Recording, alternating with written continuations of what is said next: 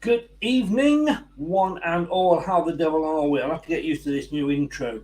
It's Monday night. It's 7:00. It's review night. Why am I sat here watching the transfer show on Sky? God only knows. I'm wasting half an hour of my life, aren't I? But we wish Ellen White all the best as she goes into retirement after a successful Euro. So all the best to her. But this is the review show, and boy, have we got a weekend to review.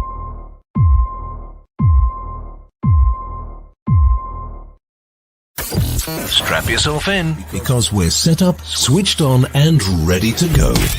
You are watching and listening to Chris and Leicester Till I Die TV on YouTube and your favourite podcasts.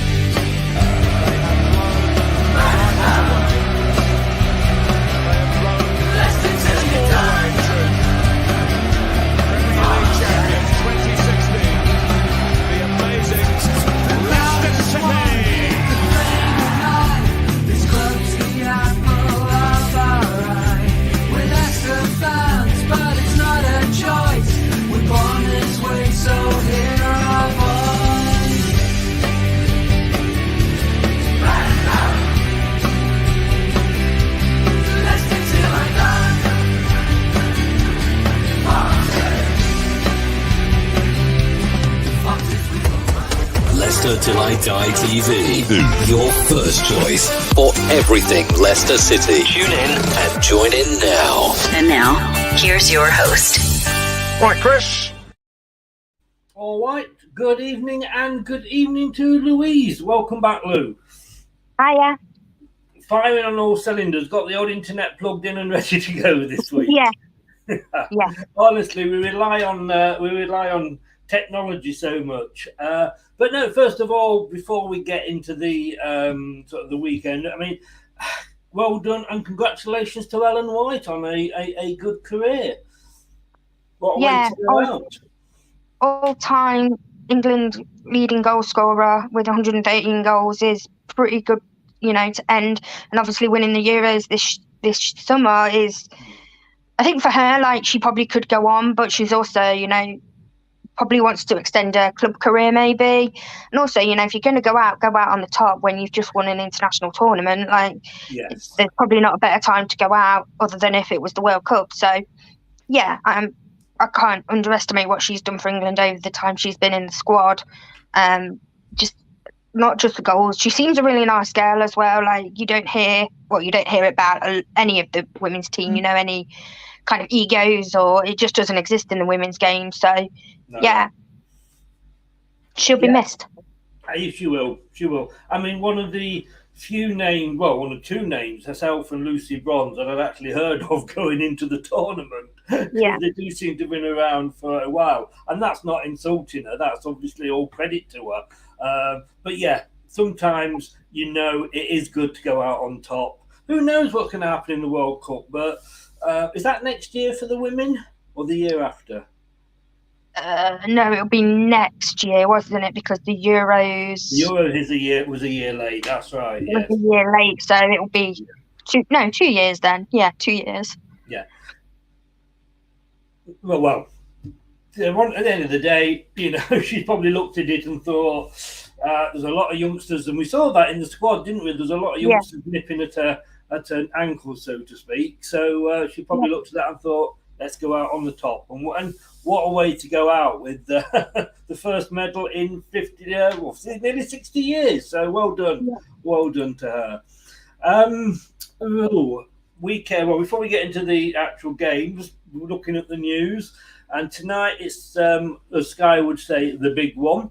And James just says here, I wish Ellen White all the very best after a wonderful career, indeed. And welcome along, James. And Andrew, welcome along. That is going to be our next question that we will bring up. And it was the obvious one, but we'll get Man United and Liverpool out the way first of all. Last time this happened, the game was called off.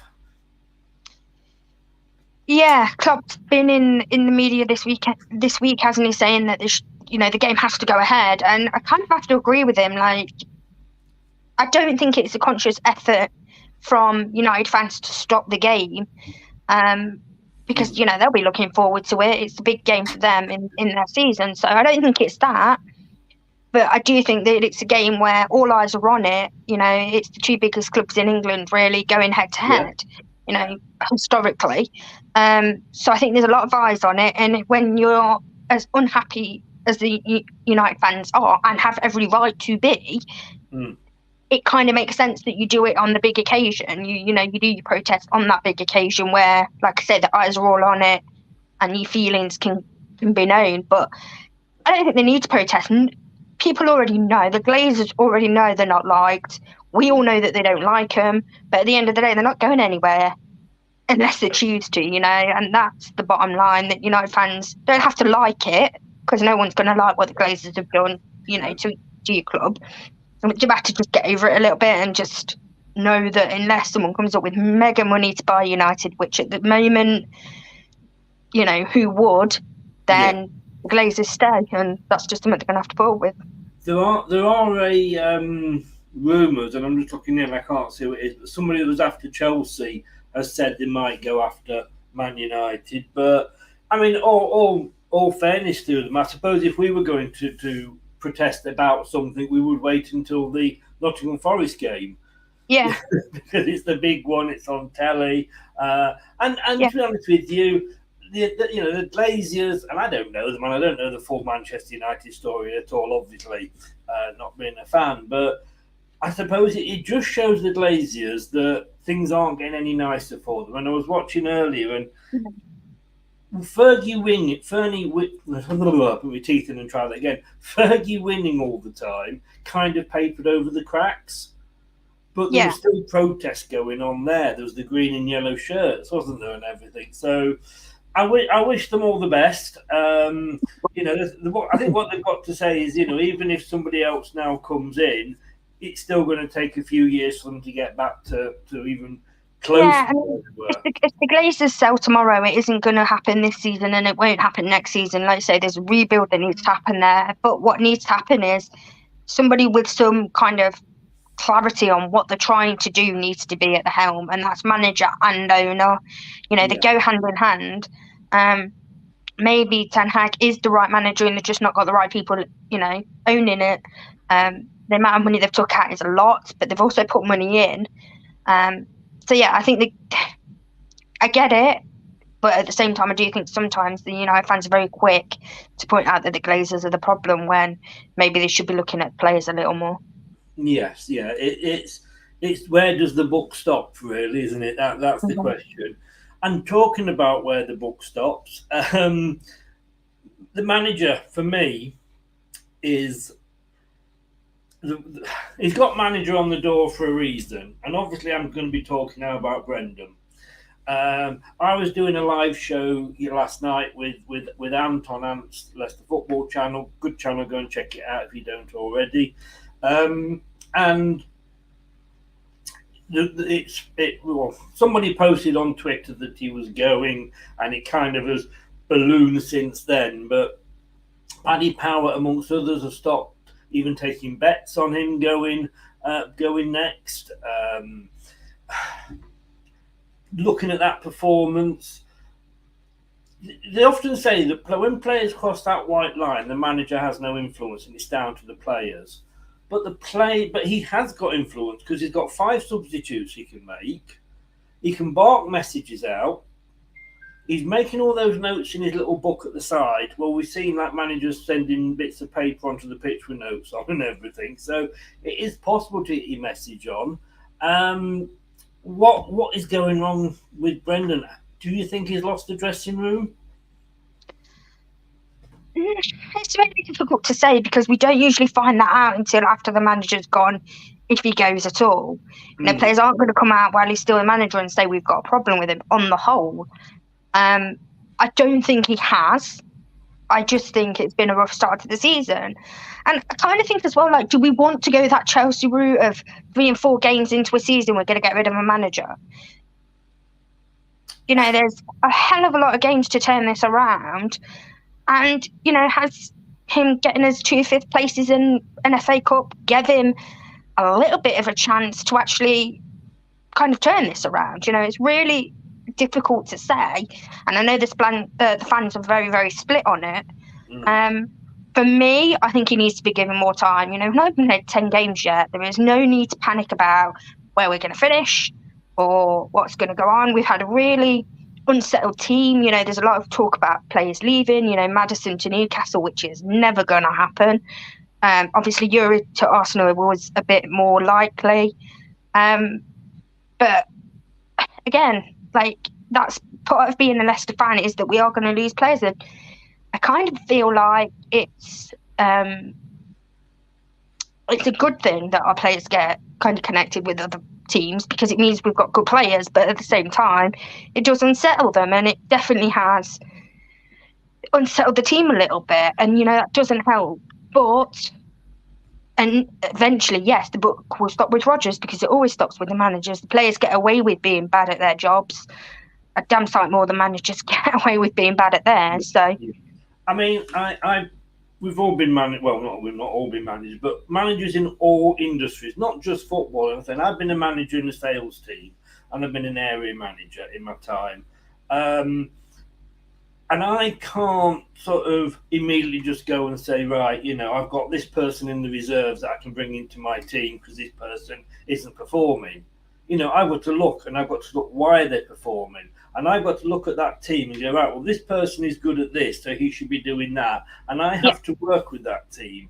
Now, to me, Brendan, and I've been a Brendan in fan for all last season. I was giving them all the excuses of let's get all the team back and what have you.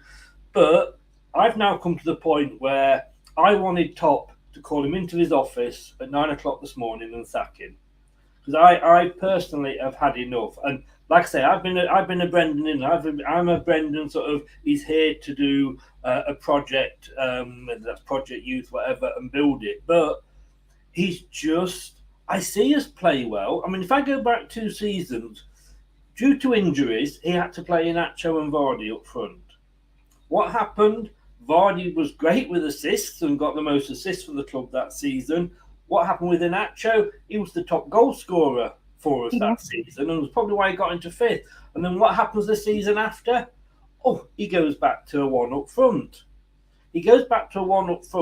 And no disrespect to Jamie Vardy, and I'm so happy he signed a new contract, but with a 35-year-old that hasn't got the legs to maybe do what he was doing 2 or 3 seasons ago. When I look at Arsenal and see their performance, and they moan about Arteta, but with Arteta, season on season, they are improving. Yeah. We were in a position where season on season, we're declining. We're getting worse. And, it is only 3 games in, and I understand that totally. But 3 games into last season basically showed how the rest of the season was going to go. And when we're allowing players to go, do you know what, my head's not in it. I'll still want my 50,000 or my £75,000 a week, but I'm going to sit in the stand, and do you know what? I'm going to show you up, because I'm not even going to stand up and cheer if the team that's paying my big wages scores. Now, he should be dumped in the under-21s and made to play there. And I know we're paying an expensive player, but we've lost 30 million on Slimani and players before. And then when he doesn't get picked for the French World Cup team, see how he feels then. You've got Tielemans, who can't seem to do anything wrong, but he's absolutely shit at the moment. Now, he's different to Fofana, because Fofana's petulant Frenchman that's gone and he's moaning and what have you, where Tielemans at least has been playing, but he's just playing so shite at the moment. He's that bad, he got took off against the team that could be his future employers. And then we've got Dennis Pratt, who wants to play for the club, has had a great pre-season. What happens? Tielemans doesn't start against Southampton, but it comes on, and Pratt doesn't get a look in. This is the manager that couldn't run a train down a train track. Yeah, I disagree with a lot of that, because, again, he can't. It's difficult because of Yuri's contract, and he is very different to the Fofana situation. Fofana doesn't go anywhere unless Leicester want him to go anywhere. Same as Maddison, or if someone came in for Barnes, they don't go anywhere because of the length of contract they're on. With Yuri, it is very different. But Leicester aren't stopping Yuri going. Chelsea aren't willing to pay what Leicester want. And he's still a Leicester player. So for me, he does have to put his head back in the game and play so Chelsea buy him. If he plays brilliantly for Leicester and is scoring goals and is creating goals, that's going to make Chelsea think, actually, maybe he is worth this 85 million, whatever it is Leicester are asking for him. Yeah. Maybe we should just go and get him because we've got the money.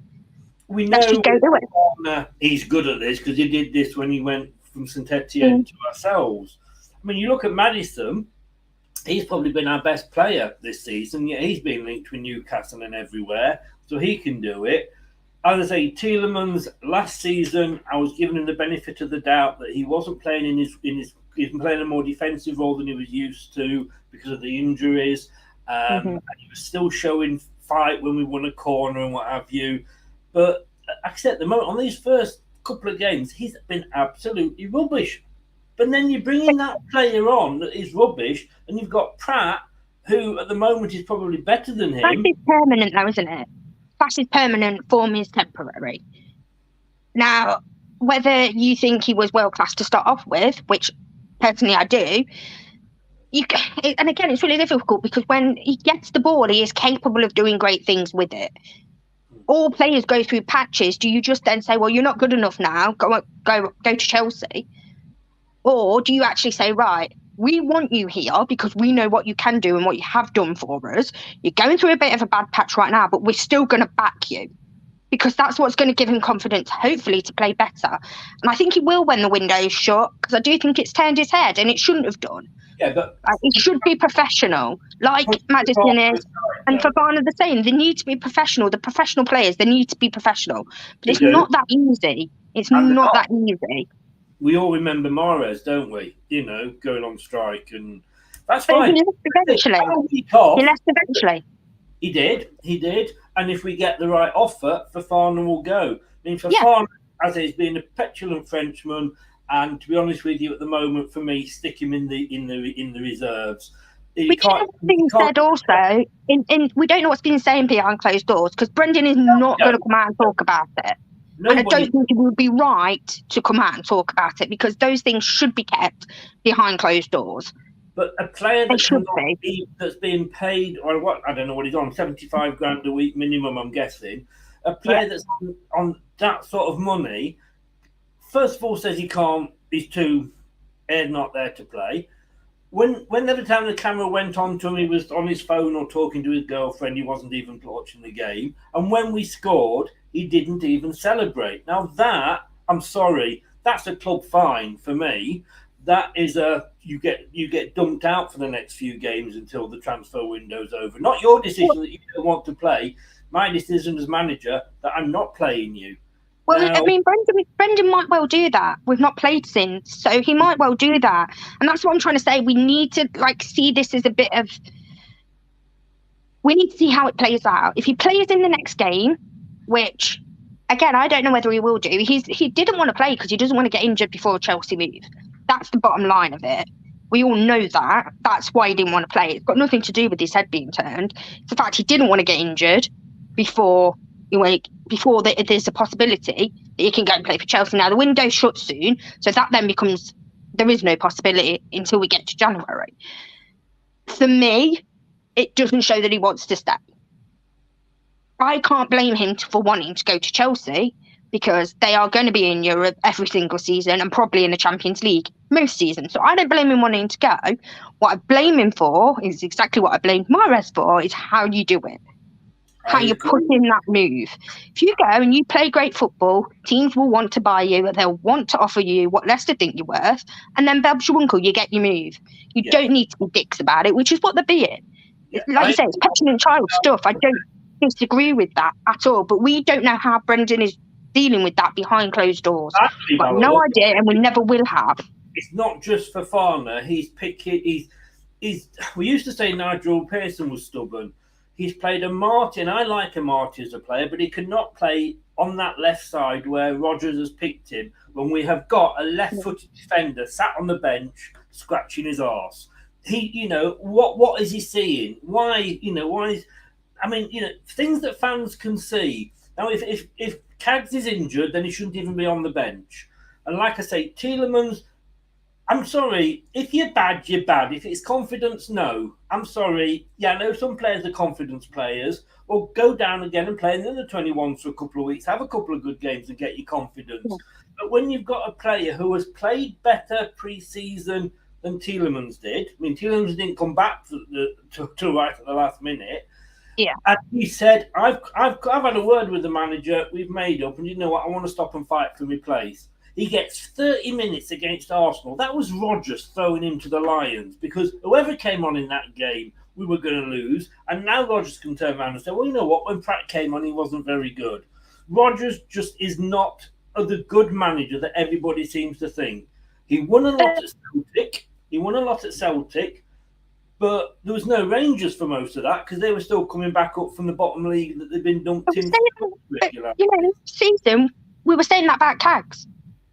Absolutely, fans were absolutely slating him, and now they want him playing. He hasn't changed as a player. He's the same player he's always been. So if it was crap last season, why would you want him in your side now? Now, yes, I agree. You need a left-sided defender. Maybe they should be thinking about that in the summer.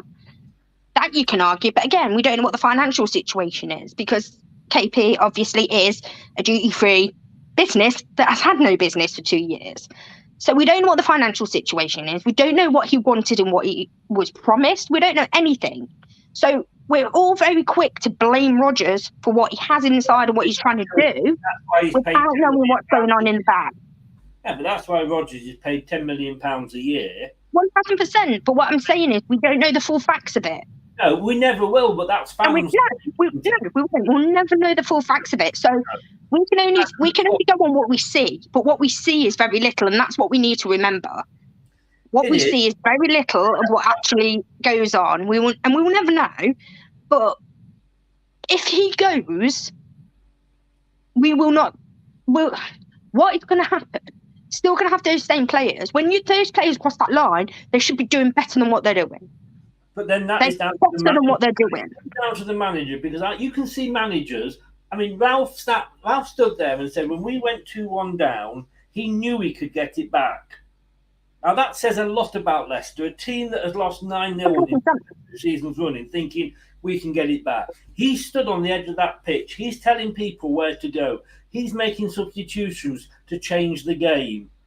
What have we got? We've got a seal that stood there clapping, writing his takeaway down in his notebook.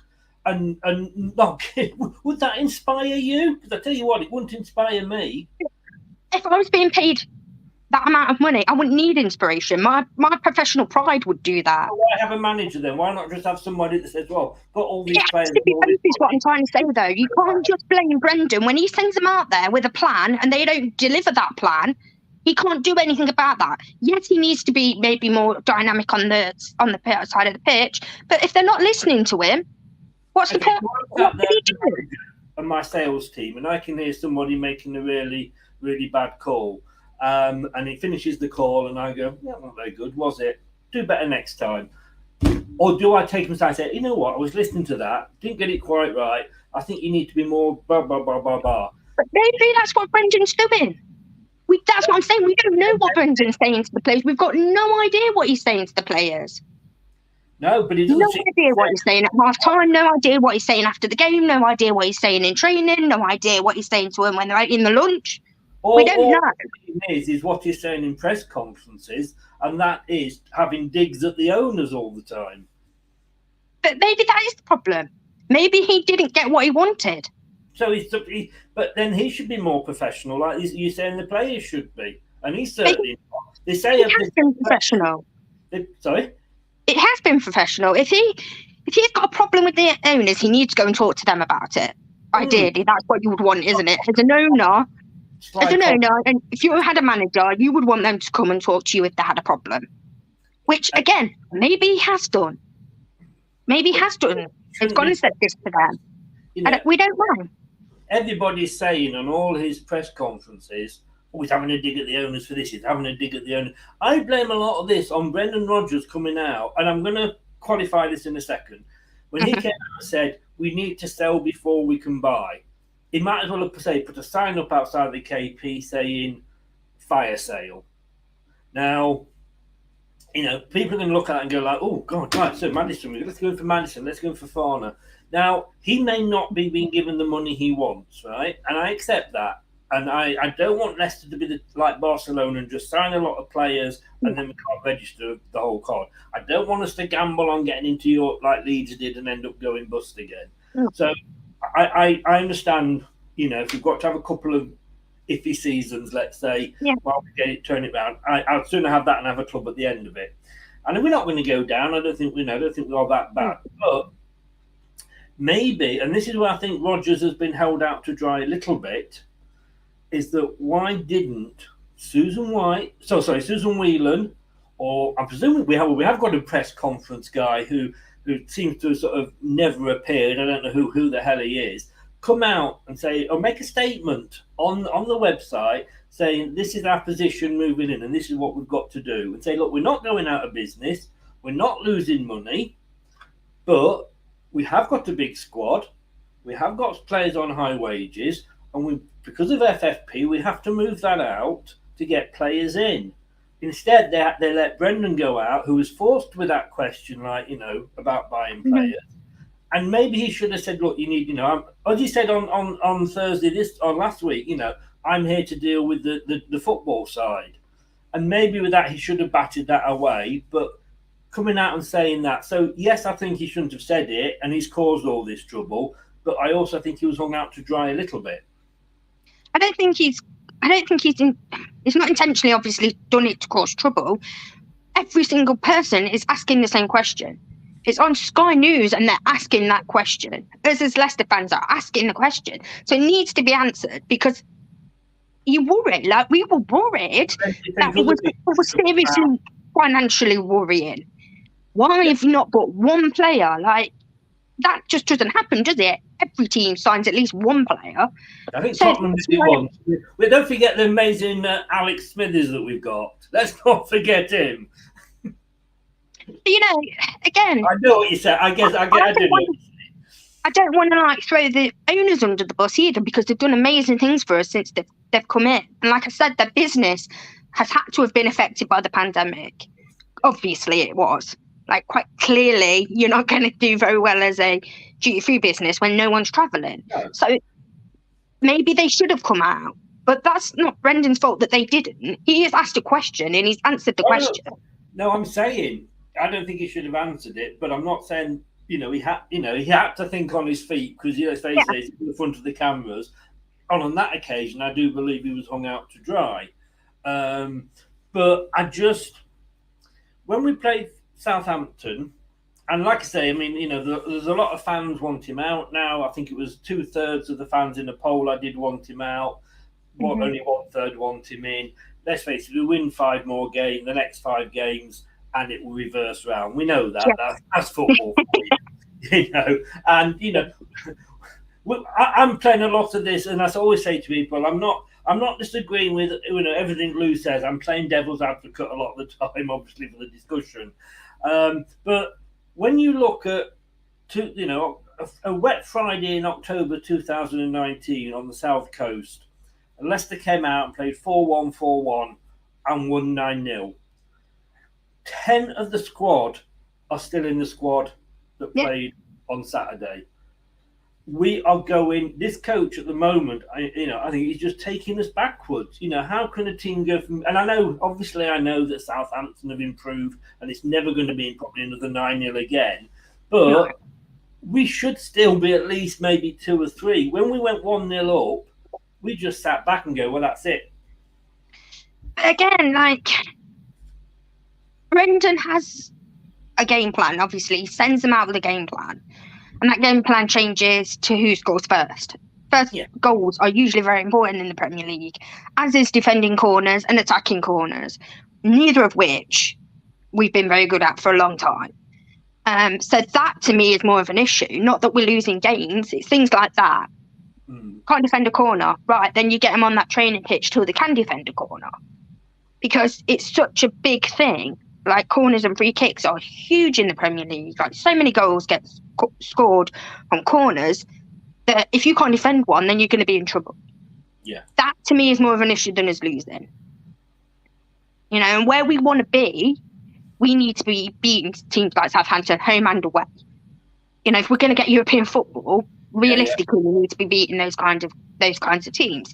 So I get where the frustration's coming from, but we're 3 games in. Like, it's just have to give him more time. If they let him go now, it could be a bigger mistake than keeping him. And yes, you can argue there's been. We'll never know, will we? That's the thing, you know. Unless they let him go, we'll never know whether that's the right or wrong decision. Who knows? Yeah. And who's going to replace him? Well, who will people want to replace him? In a second, because I had this conversation. I fell out with Anton. Well, I didn't fall out with him. I had a bit of banter with him about who might replace him on his show last night. Terry is saying there, just listen to Radio Leicester. Evans disagreed with Rodgers' comments after the match. Captain arguing with manager, lots of dressing room. Certainly, he says. But, well, one player does not make the dressing room. No. Hope all of you are well. Hi, Scott. Thank you very much. Yori plays shit, but Brendan still plays him. People saying hello to each other. We're going to end up losing Pratt as well. Well, I have literally, since he said he's stopping, I've now seen another thing saying that he wants to go away. But it's all paper. A lot of this is paper talk. People also need to kind of get that a lot of this stuff is pure rumour. Until you see it on the official site or on Sky News, ignore it. And make sure that it's the real Sky News and not this Sky News that I just saw when it said that they were letting him go and it was Sky News. I thought, oh my God, actually, maybe it's true. And then I found out actually it's a fake account and it's not Sky News at all. Yes, yeah. So, you need to check your sources, people. Check your sources. As somebody as Ant again sent me a link on Twitter saying Brendan was possibly going. It was something from 2019, the sod. But, no player is bigger than the club. Quite right, James. Hi, Phil. Good evening. How the devil are you? There should be a united front. And like you say, when there is so much rumour going on about... I mean, if we were... managers.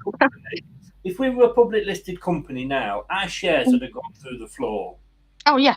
Because of all this. Yeah, because we're losing. If you believe everything you hear, we're losing. We've already lost Michael, who was our number 1 goalkeeper. We're losing one of our best midfielders in Maddison, apparently, to Newcastle. And then, obviously, Fofana to Chelsea. So, if you believe everything you read, it would be real bad news for Leicester. What really I'm bad. Is, if we're a public limited company, and good evening, Harry, welcome along. If we were a public listed company, it's rumours that hit the share price. And you suddenly have a company that's worth nothing. That's when you need somebody from the club to come out and make a statement. And not hearing anything from the club, because they all seem to be hiding behind their locked office doors and what have you, not sticking their head above the windowsill. Because they're not coming out and saying anything, that's adding more fuel to the fire. And I don't expect them to come out and give... I think that can also work the other way, though. If you're not hearing it from the club, why are you listening to it? Unless it's coming from the club, why listen to it? Football fans and shows like this... But do you know what I'm trying to say? It's nothing official. If we were, on the stock market, rumours would only last so long until they were just dismissed and the price would go back up again because it's just rumour. The stock market's up and down every day because of rumours, but they don't keep the price down if they're not true. They only keep it down if they're true. Because at the end of the day, we're football fans. We live on hearing news about our club, and I just think when we have gone from being the club that everybody looks up to and says this is how a club should be run, it's brilliant, blah blah blah, to almost completely the opposite. But we will see what happens. Nothing's changed in my eyes. The owners are still doing what they think is right for Leicester, and maybe they should be a bit more forthcoming with it. But I've got no worries about it. I have complete faith in the owners. Top has got to sort King Power out first, because as I said over the weekend, I've worked for a company that was successful, that was making money, but the parent company was losing money hand over fist. Parent company went bump, and we went bump with it. So Top has got to get KP right, and he the way he's looking at it, and he's got a very, very good saying that, when we get this expansion through, which hopefully the council, if we didn't have such a dickhead council as we've got in Leicester, when that goes through, hopefully, that will obviously help the organic growth of the club. But we then still got to remember, even with our ground expansion, we're still only half of Man United. Yeah. And so we're not going to be able to compete with those sorts of clubs. Also, you don't want to grow too fast, because that can cause you problems as well. So it's that fine balance, isn't it? Yeah. And that's where I do feel they've been good. Yes, they want us to be, winning trophies, and we have won trophies under them, but they've also appreciated that it's got to be that steady, natural growth, rather than just going out and spending crazy amounts of money. We moved stadium. We actually moved stadium. We got relegated. that didn't work out well. But yeah, I just, I mean, for me, when I look at the Great Escape season, and again, I keep going on about that, but it was the last time I had a season ticket, and I was travelling 8 hours every home game to see us lose. But when we lost, we were putting the effort in. I never came away from any of those games thinking that the lads hadn't performed well. But don't you think success has made that expectation? Yes, it has. There's more expectation over Leicester than there ever has been in my lifetime. When I hear fans saying 8th is a disappointment, what? No. I was more than happy with 8th last season. 8th and a semi-final in Europe. Yeah, that is not a bad season. No. What I am saying is, yes, did I expect to get anything from Arsenal? 100% no. We've won there once in the Premier League ever, Yeah, we can beat them in the season we won it. Yeah, we've only won one. And they did the double over us when we won the damn thing. But it was the way in which we capitulated that got me. But like you say, we're not just talking Leicester here. So it's, you're going to have 30,000 people in the stadium, and you're going to get 30,000 different views. We know that. But they have actually brought out, as they always do, and it is the Sun. You believe it or you disbelieve it, but they are the same people that own Sky News. And so, believe one, maybe you got to believe the other. But who is sort of favourite to get the next job? Now, I laughed at some of these because, and I've only got the top 4 here, but when Ant said this, I literally spit my drink out, because he said he would be happy with Sean Dyche to come in, maybe in a temporary basis, and he's very much a get Brandon out now. Position, but my God, not Sean Dyche, surely. Even on a temporary, even a day as a temporary contract would be a day too many. But if you're talking about Rodgers being defensive and going, parking the bus once we get 1-0 up, what do you think Sean Dyche is going to do? If you're changing your manager, you've got to change the style, or there's no point. Yeah. There's no point replacing Brendan with Brendan. That's pointless. Exactly. And I said this to him. I did. I went. Oh no! Oh no! Oh no! In fact, I could say, oh no. Against Sean Dyche, by the way, I like Sean Dyche. I think he's a decent manager, and the job he did at Burnley should always be applauded. Do I want him at Leicester? No. There was a time back in the Paulo Sousa days when he was getting linked with us. I was thinking, maybe, but not now. Same with Ole Gunnar Solskjaer. Love the guy. He got dumped on from a big height at Man United, but no, we know he'd have gone soon if he hadn't been Ole. Rafa Benitez, and I'd like Rafa. I could go with Rafa. See, I'm not sure, because you've got Brendan, who maybe he wants to buy anyone. And we always say, don't we, how good would these managers be if they couldn't buy players? Yeah. An old man washed out. And maybe that's what we're seeing with Rodgers now, that he is a manager that's got to buy players to look good.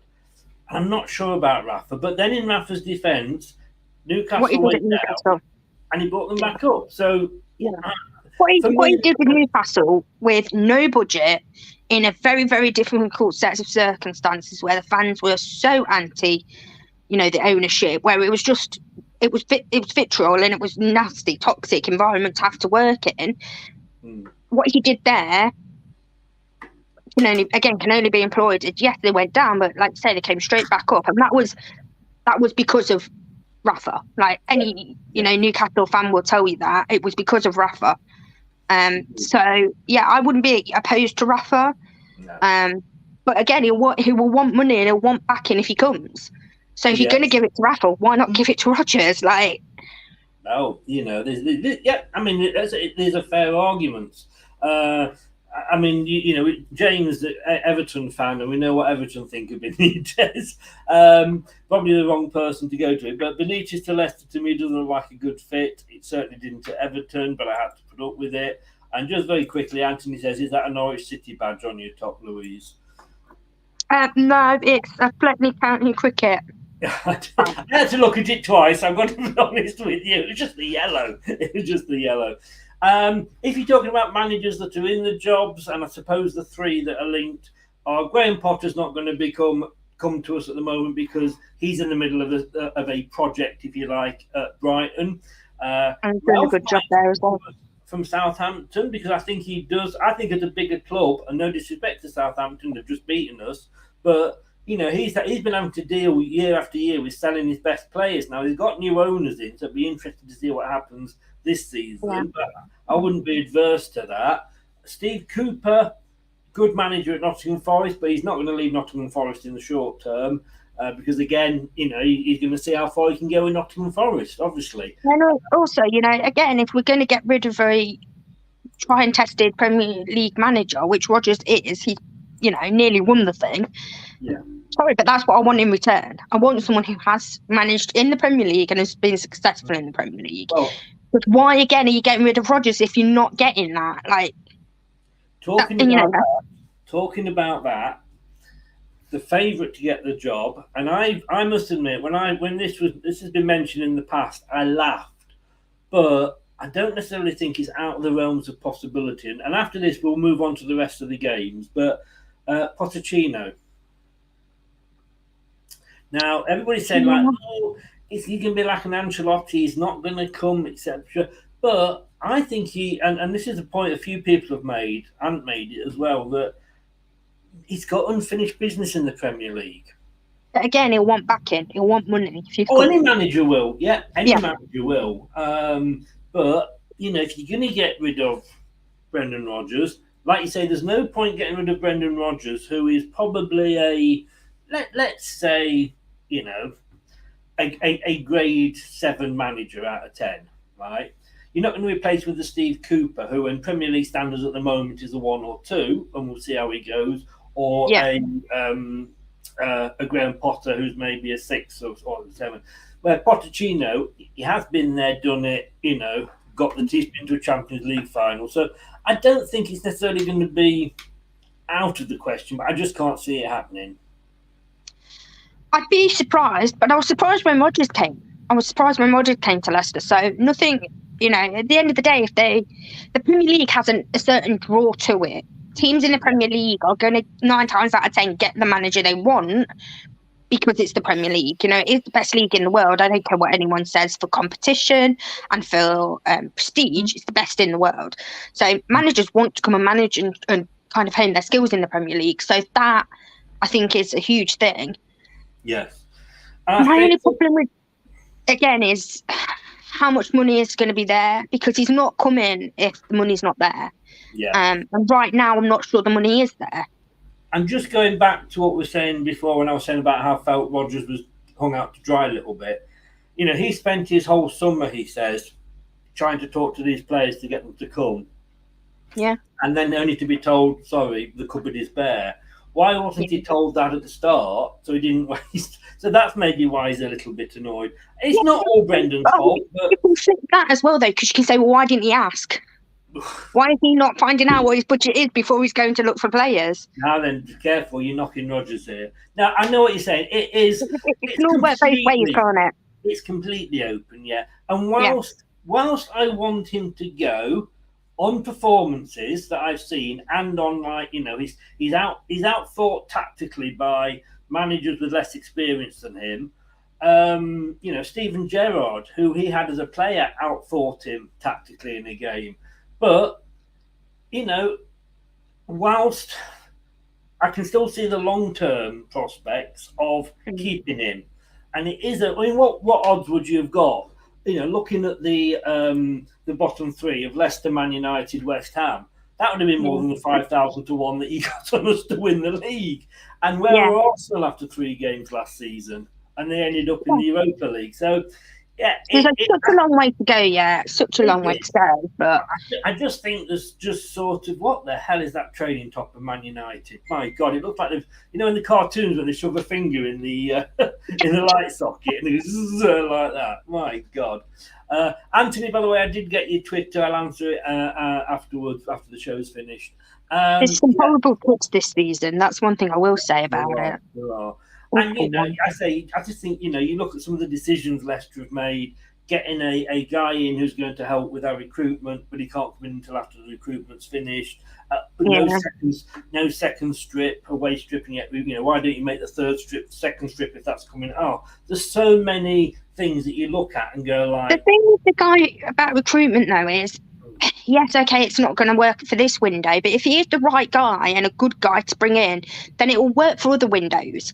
Yeah. Again, it's the long-term thing of, right, okay, we can't get him now, so we might miss this window, which is a problem, but it doesn't look like there's a lot of money this window anyway.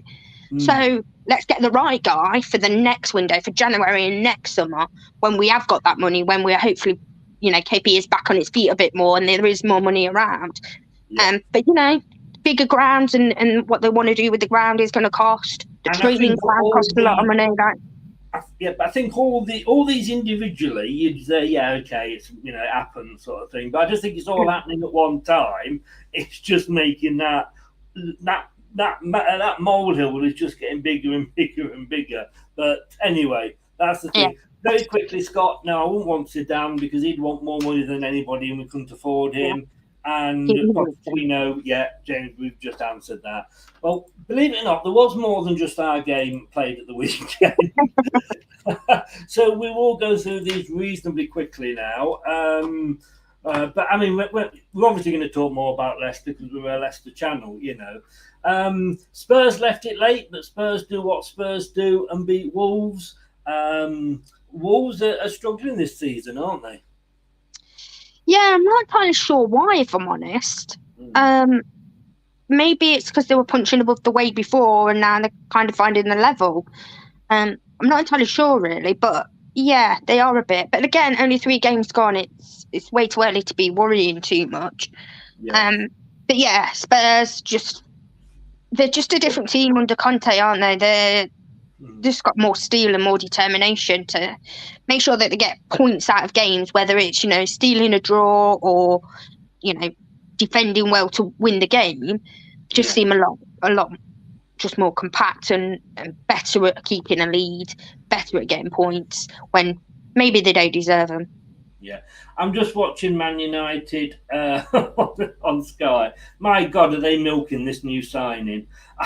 You've got that's good. He's making an appearance for the crowd. He's going to last longer than the 90 minutes of the game, I'll tell you. I've never heard of him. I don't follow foreign football, so I've never heard of him. I don't know. I've no idea whether he's good, bad, or indifferent, to be honest with you. But the next one, and I did useless on the predictions again this week. Palace beating Villa. For me, that was a battle of the mid-table teams. I don't think Steven Gerrard's going to be under any sort of pressure, but again, he's got to start putting results together, hasn't he? Eventually, yeah. I mean, again, it's really difficult because Villa is a huge club that obviously not long back in the Premier League. So it would be interesting to kind of be that fly on the wall in the pre-season kind of meeting between him and the owners to what they actually think is successful and what they're expecting, for the money. But yeah, I think mid-table probably is where they'll end up. And, he's still learning on the job, isn't he? He's still relatively new to management and, again, doing a really good job. So I think his job's safe for the foreseeable future. But yeah, he needs to start getting results. Otherwise, it's going to obviously eventually got himself in trouble. Results. Everton. I mean, West Ham let Forest beat them. I mean, one job, West Ham. Come on, what the hell are you doing? No, Everton, I watched them in the first game of the season against Chelsea. And I know they lost, but it was at home where they are stronger. And I actually thought, they actually look really good. And then, of course, they lost last week, but their away form last season wasn't very good. They would have looked at this, and this is a game they should have been winning when you're looking at playing the promoted side. Obviously, it's not played on paper, but I think Forest will be happier than Everton with that point.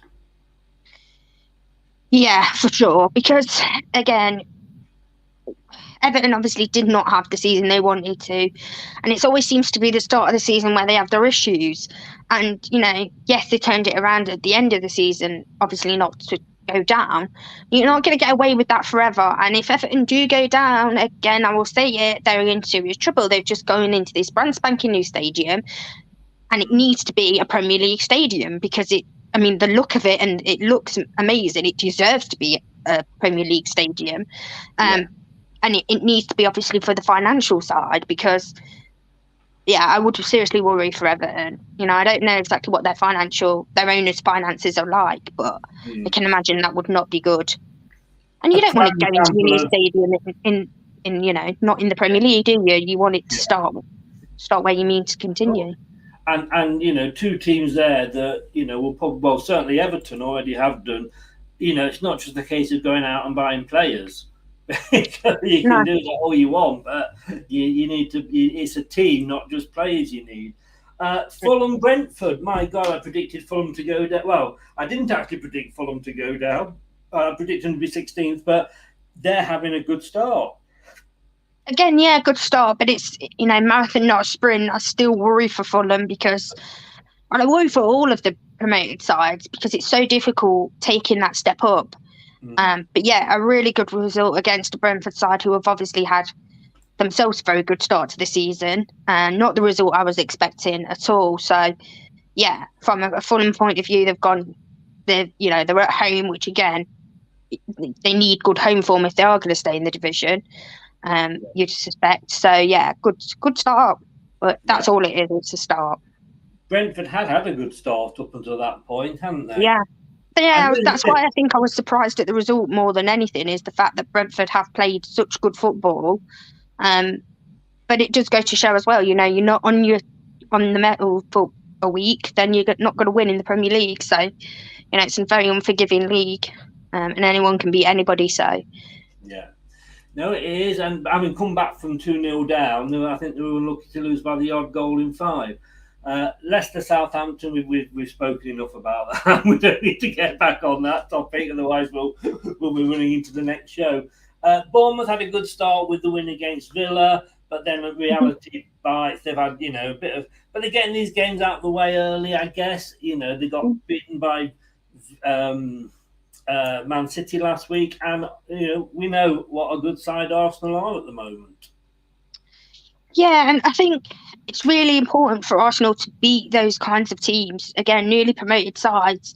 If you have aspirations of winning the league, which is what Arsenal fans are talking about, if you have aspirations of finishing in that top 4, which again is what Arsenal fans are talking about, you have to beat teams like Bournemouth. Yeah. And that's not disrespectful to Bournemouth. They beat us obviously as well, and they just need to. Again, it's momentum, isn't it? That's the thing about not performing very well at the beginning of the season, and why I worry in inverted commas for Leicester is the fact that you don't get momentum. You need to, I don't know what the word is, but it's just start as you mean to go on, isn't it? Yeah. And hope that it lasts until the season finishes. But I don't think Arsenal will win it. I don't see anybody but Man City winning it, but I do expect them to get top 4 this year. Yes. And then we're looking at yesterday's games. 3 of them. I mean, my God. Leeds and Southampton, 2 teams I predicted will be in the bottom 3. Both of them getting the win. Southampton, I mean, we've got them up next, Chelsea. I can't see Leicester putting in a sort of performance that would get us a 3-0 win. Okay, it was at Leeds, but fair play to them. Yeah, again, playing Chelsea, those kinds of sides, it's almost bonus points for teams like Leeds and us, isn't it? Yes. If you get anything, then it's a bonus, and it's certainly not what you're expecting. By all accounts, I didn't watch the game, but by all accounts, Leeds deserved that 3-0 win as well. That, you know, it wasn't a fluky kind of 5 or 10 minutes. They played really well in that team. And I think with Chelsea, from the Chelsea side again, it's losing ground on Arsenal, it's losing ground on Spurs so early in the season that it just puts you on that back foot. Chelsea could go undefeated till the end of the season. They've got a team that is capable of doing that. But it just, again, it's not the best start, and things going on there, isn't there? You know, new ownership. You know, there's talk of Tuchel losing his job, which is insane to me. But again, who knows what's going to happen there? That was indeed. And then West Ham having a worse start than we are.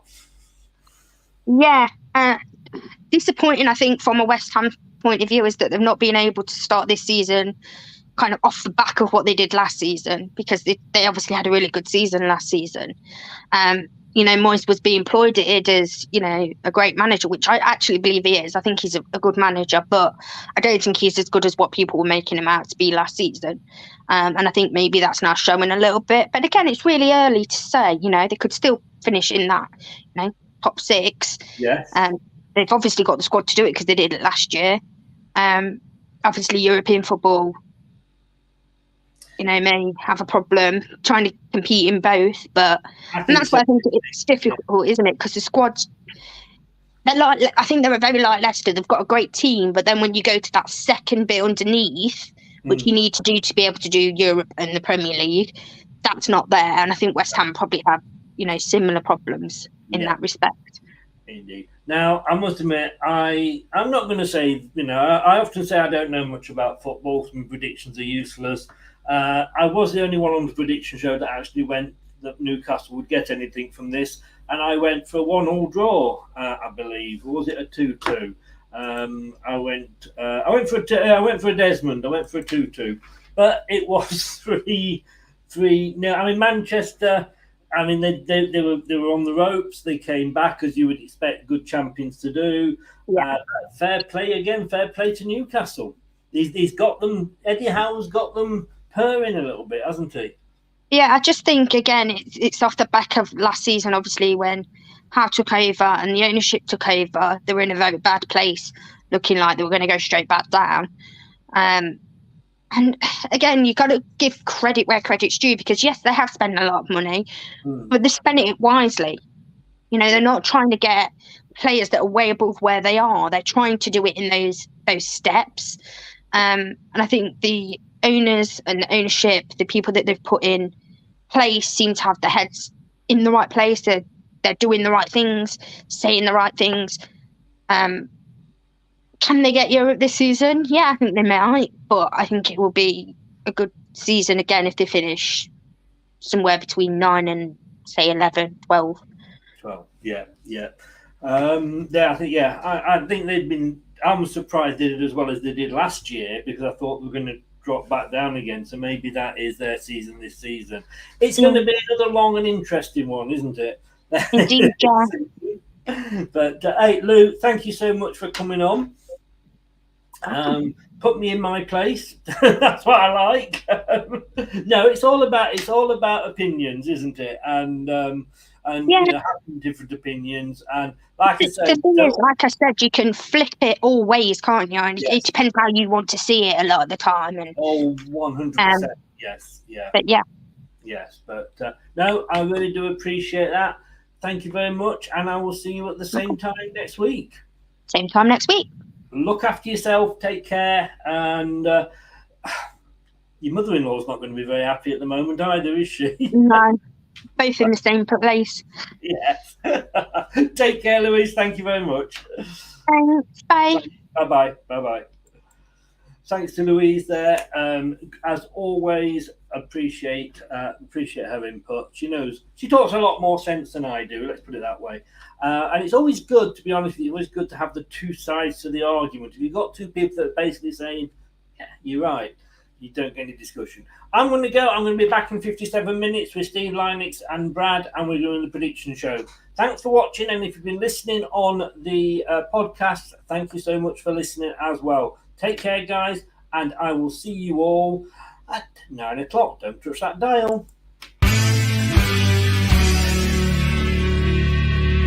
Thanks for watching Leicester Till I Die. This is Chris saying goodbye, and see you next time.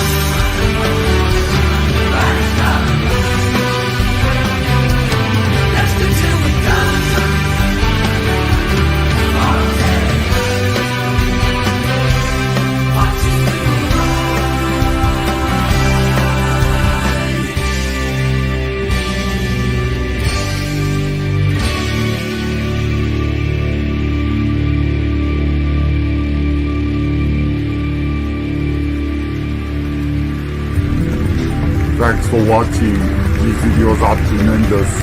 You better like them too, or I'll be back.